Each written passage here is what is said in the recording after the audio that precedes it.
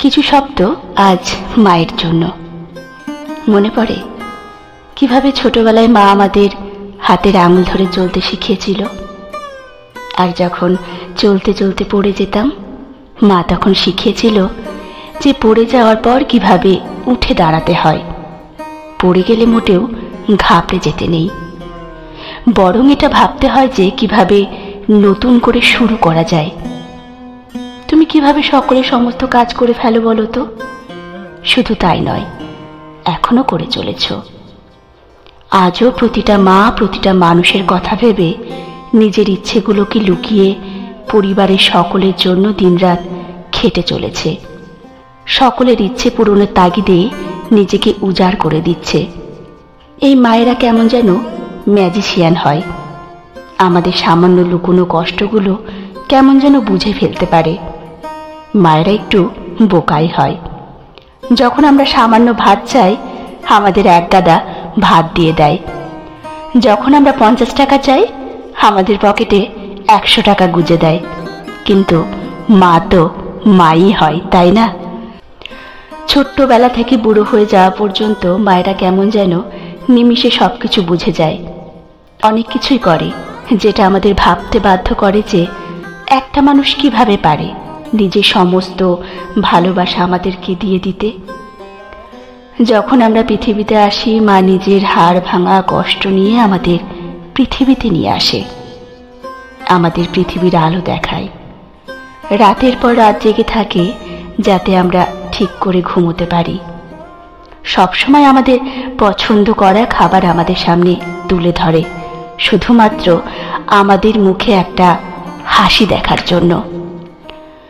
নিজের মন দিয়ে নিজের পরিবারের সমস্ত দায়িত্ব নিজের কাঁধে তুলে নেয়, নিজের সংসারকে সামলায়। একমাত্র মারাই পারে। সে নিজে অনেক কষ্ট সহ্য করে, কিন্তু নিজের সন্তানের ওপর কোনো আঁচই আসতে দেয় না।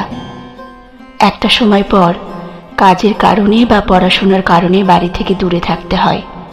তখন বোঝা যায় মায়ের থেকে দূরে থাকলে কতটা কষ্ট হয়।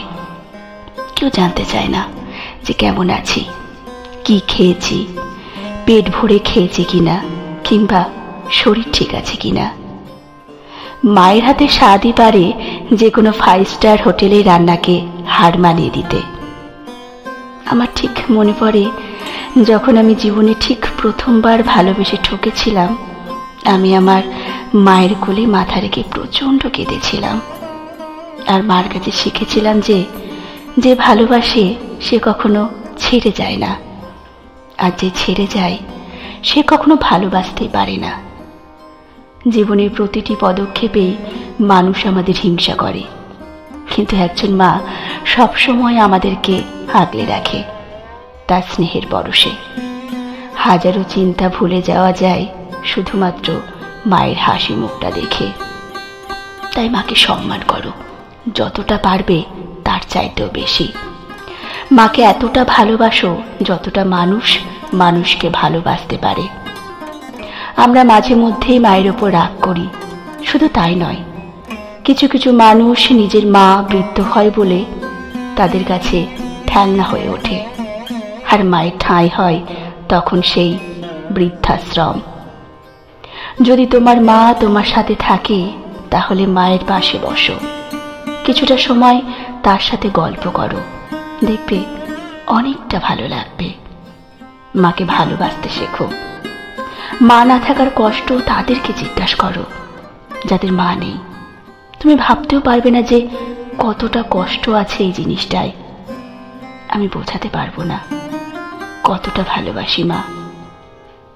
আই লাভ ইউ মা, আই লাভ ইউ।